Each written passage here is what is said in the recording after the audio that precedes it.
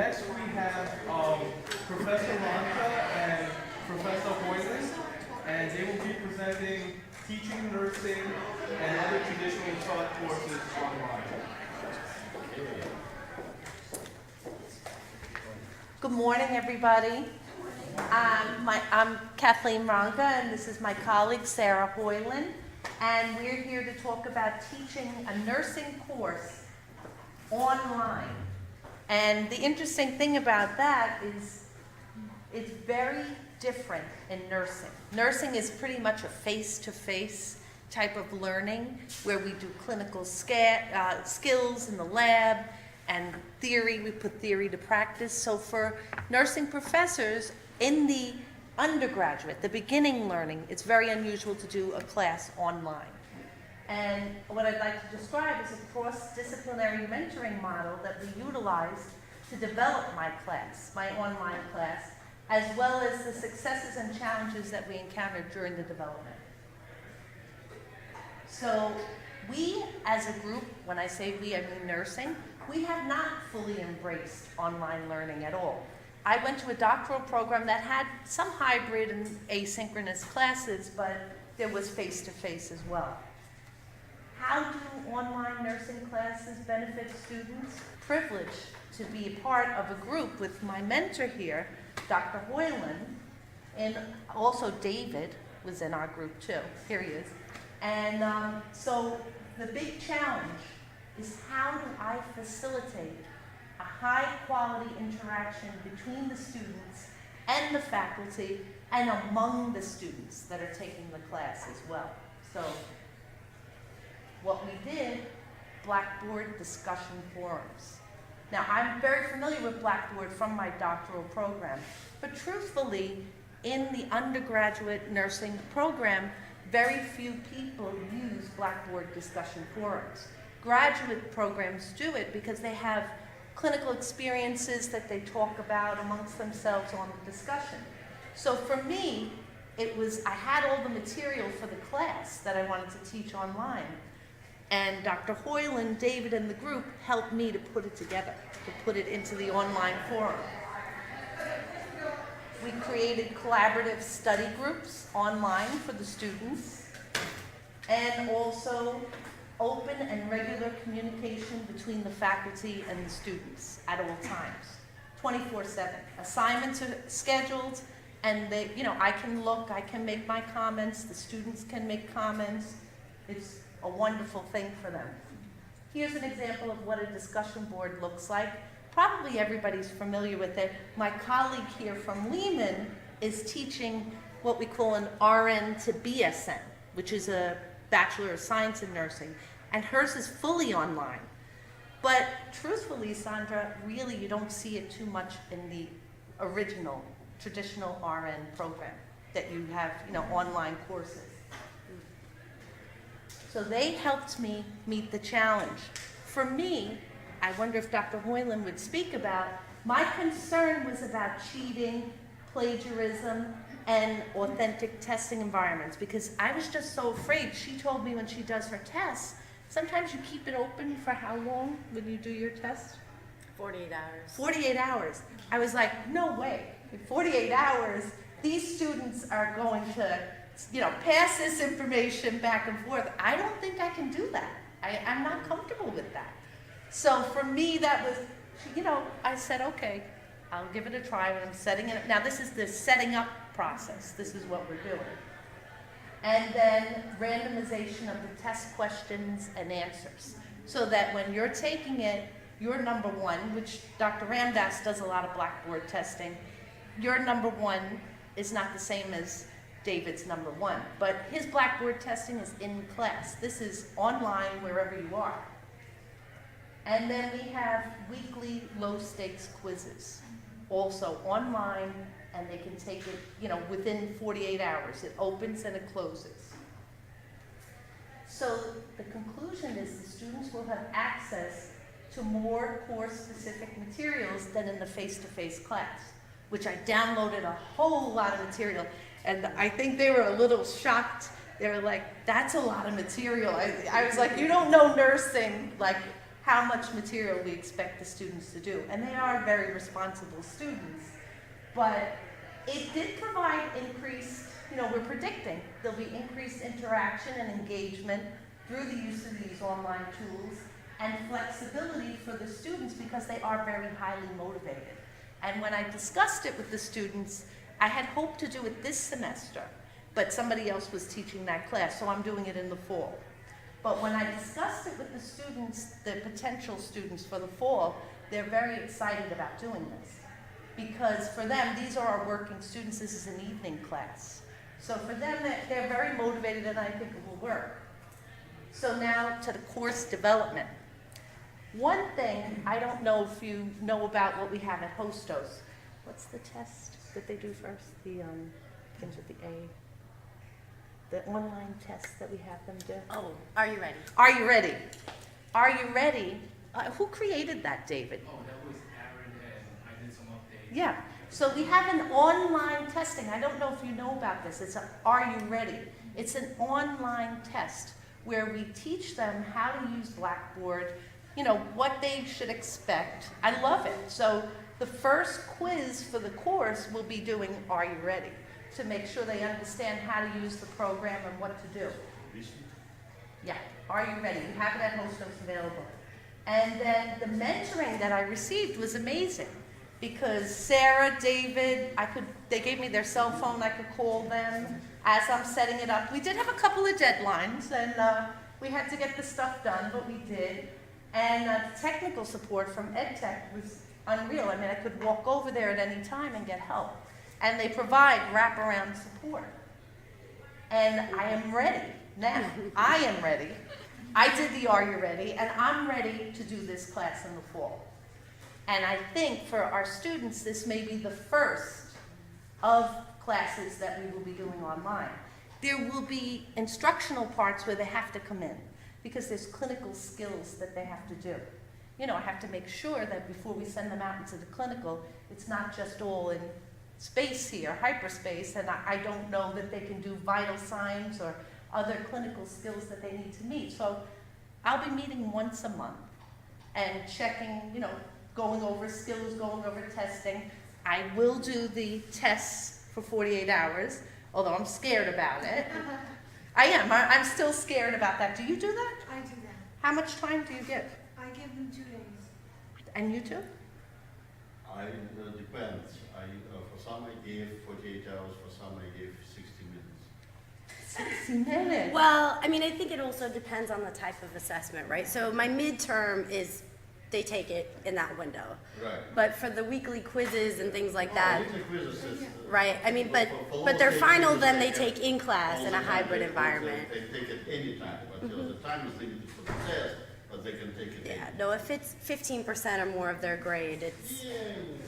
I think it's important that, it's in a sort of controlled environment. But, I think also a few issues that were raised, one of the earlier slides talked about the benefits for the students. And so I've worked on some research at OSTOS through our OSTOS Online Learning Assessment Task Force. And some of the things that we found is, particularly for motivated and equipped students, like nursing students, online learning is a great option for them because for example, as April and I were walking in today, there was a young mother with a double stroller trying to get up the stairs, and her 2 kids went like this, right? And so, I think sometimes just the sheer logistics of our students needing to be on campus to do so many things, is somewhat of a detriment. Also, I tend to get a lot of nursing students in my hybrid courses when I teach in the summer, and they really like the flexibility of being able to choose when they do their work, and most of them do their work early. So my deadlines are, this is the absolute last deadline, but you can submit it at any point up until this deadline, and then I take nothing. So most of the nursing students will come in and they'll do their work a week or 2 early when they can, right? Or they'll work ahead until they get to the point where then they're just keeping up, instead of many other students who are a bit more underprepared are always behind and trying to just do it at the last minute. So I think, particularly at OSTOS, we might see some more classes in these less traditionally online areas. Like, for example, Professor Lundberg is the chair of our language and cognition department, and she's teaching ESL is a hybrid course, which is really That's going out there. teaching, and so we also teach collaborative sections of ESL and sociology, and so, you know, I started introducing Blackboard to them in a face-to-face environment and made it sort of supplementary.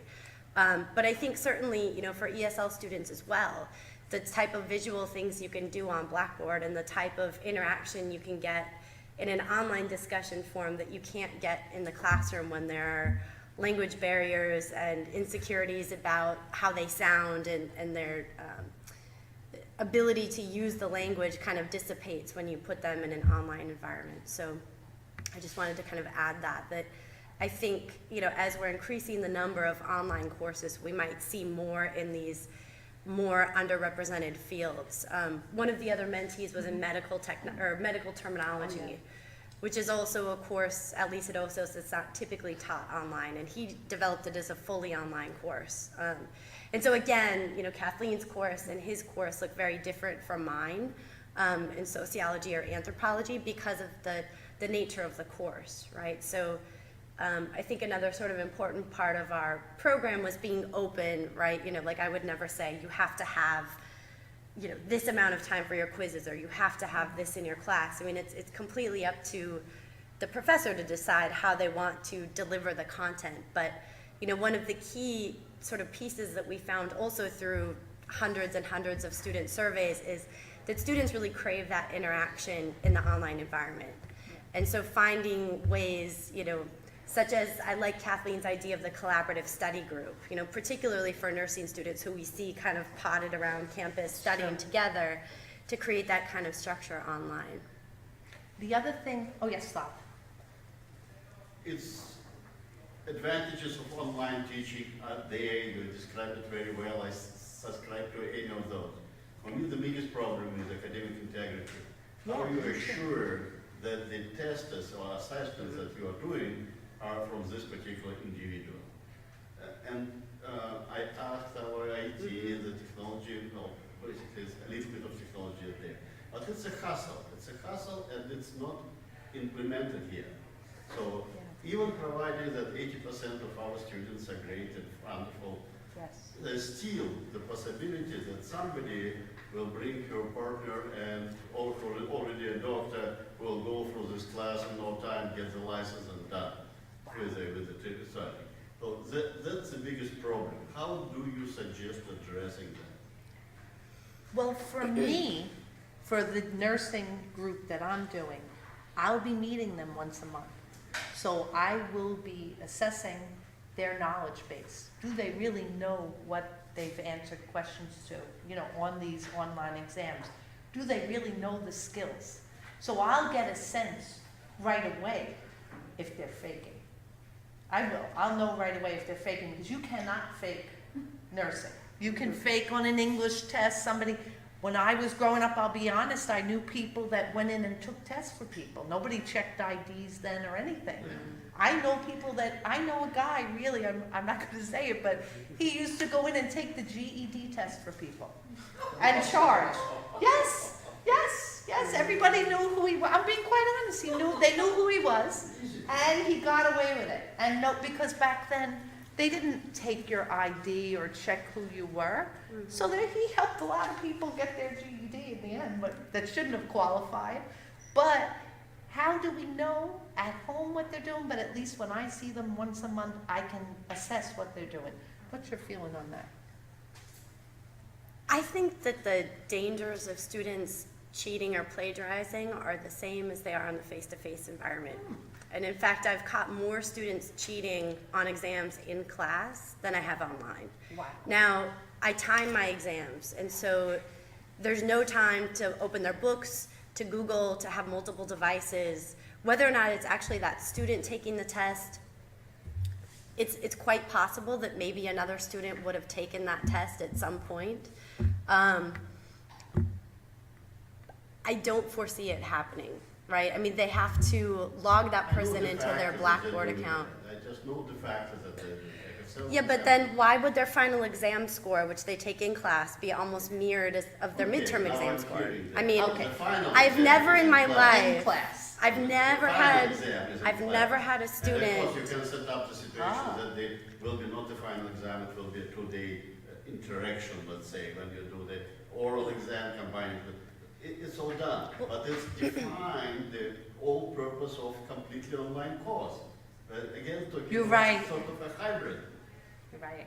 Well, so we're talking about hybrid courses, Yeah. Okay, right? I mean, that's that's the topic of this talk. But if you want to talk about asynchronous courses, I've taught asynchronous in the past, and where I taught before had a testing center. And so the students took Yes, their the high center stakes works. exams Yes, the center works. in a tense, and Hostel setup, And hostel can I setup. finish a second though? So I actually took a test long distance once. So I was finishing my dissertation in New York, but I had to do something from where I was. And so what they did was I had to secure a proctor and secure a space, and it was a language translation It's a exam. hassle, but technology is there. Well, so better funded programs, like NYU has many fully online programs, and their instructors get $20,000 for developing a class, and they have IT and ed tech people, and they have instructional designers actually design the course for them. And they have the sort of means and the resources to address all of those things. Are we going to have that? No.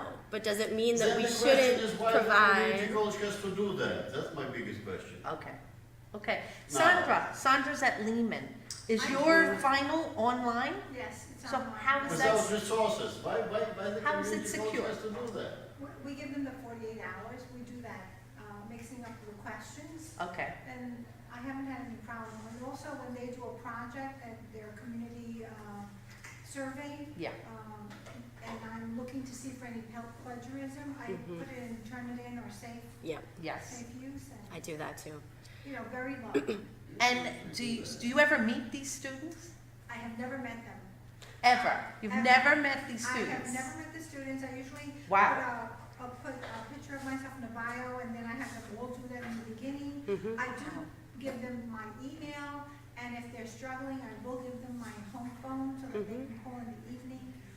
And Okay. very few have called, and they've enjoyed the course. We did have a little glitch with technology, so many times I have to call Steve and say, oh, they can't log into this, or could you help me? They've been very helpful. Okay. So Slav, she's successful in what she's doing at Lehman. She's doing it fully online, but she already has RN students. Yes, I'm actually doing Different. pre-licensure, yes. so that's a little different. Have you ever done pre-licensure online? No, but my question is, let's say you wanted to do a health assessment course, they have Yes. Shadow Health, which Yes. has Avatar. Yes. You can actually see the student examine the patient and take a blood pressure. Well, You that's can do pretty that. good. It could be done. It could be, Yes. everything could be done. If we The have question it. is how much efforts and time we're Exactly. putting into that. Well, and is it worth it, right? Yeah. I mean, so Of course I it's worth it. proctor my Yeah. in-class exams pretty closely, but am I going to, if we have the technology, watch every student taking it from home online? Is that an invasion of their privacy? Right. Do they have to be dressed in a way to know because I'm watching them? I mean, I have some concerns about privacy and Big Brother type issues if we're gonna ask our students to be watched. Will they take their exams from home?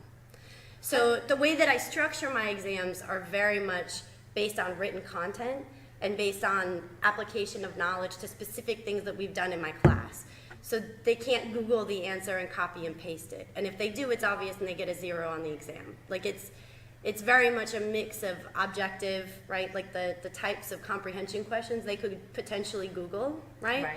What is culture? And they could probably find it, but they don't have time, right? So one of the ways I try to limit plagiarism and using outside sources is limiting the amount of time that they have. And then the other is just including a lot of written work that requires them to use things that are specifically taught in my class. Anchor experiences like film, or if we've attended a play, or if we've done this or done that. And then it's how does it relate to my content, and then how do you relate to the content and to the anchor experience. And so it's a threefold, so they can't copy someone else's experiences, right? And it's very easy to tell if it's not their own work, right? And then also, like I said, because I do hybrid, my midterm often is online. And I give them, like this semester, you know, we had the window of when they had to take it, it was that class period. They just didn't have to be in class, Don't right? take me wrong, I'm all for that. But Yes. the final exam. But you wanna know how we're securing it. Renee? Yeah, I think with technology just advancing, I think that this is a great opportunity for you to use technology in the classroom and support the amount of students that are going into the healthcare field. I mean, even in the classroom, as you mentioned, there's an opportunity for cheating there. Right. But with when you're going into the healthcare field, there's so much technology there. It's important for us to start using technology in the classroom as well. Okay? And I think that with your assessment, you're going to do an assessment halfway Yeah. with the student. That will there you can determine if the grades are 90, they're getting 90s and 100s. You're having a one-on-one assessment. At that point, you can really determine if this student is true to the grades that they're exhibiting online. My plan actually is to bring them in, we have the simulation lab, and have them do a full simulation for me. And, you know, I will verify that they know the steps that they have to do. And we have SimView, which videotapes it, and then we debrief them afterwards. So I'll actually be able to look at it again and see, and it's, you know, it's criticism, yes, but we're not gonna tear the student up, but if they don't know what they're doing, then they have to do it again. What were you gonna say? I was gonna just say, when I did pre-licensure and it was face-to-face, I said, let me experiment and get an open book exam. Oh, And they actually said it was harder than a regular exam. really? Really? Slav doesn't agree with that. No, I agree with this completely. I don't use the open book exam because it's my card and they're failing completely. They get distracted with the book, I think, and they're looking up pages But also and, you're constructing your questions in the way that yeah. require, well, the way I do the open book exam is not that encyclopedia thing, right? Yes. Name this, name that. Putting the questions in the way they have to work on it, using the book, and that's complete disaster for level all the students very quickly. So True. I'm not using it anymore. And it didn't work for you. Have you ever done open book? It's difficult, especially if you have not read the contract. Yes. It makes it very difficult. So if the test is timed and you have Right. an open book, then you can determine that the student has not been Yes. participating in what is necessary to reach that point. Mm-hmm. And then one time I said, I put a question, a bonus question, said, who is the author and the name of the book? I like that. I like that. Actually, one of our colleagues, Dennis Gibbons, what he does at the beginning, he posts his syllabus, and his first quiz is items that are on the syllabus. So if they didn't look at the syllabus, they failed the quiz. It's like, you know, what are the objectives? Oh, and that's very quickly, I just want to say the objectives are very different for online and face-to-face. So Sarah did help me with her objectives for her class. A lot of it did fit into our model. Okay, thank you very much. We appreciate it. Thank you.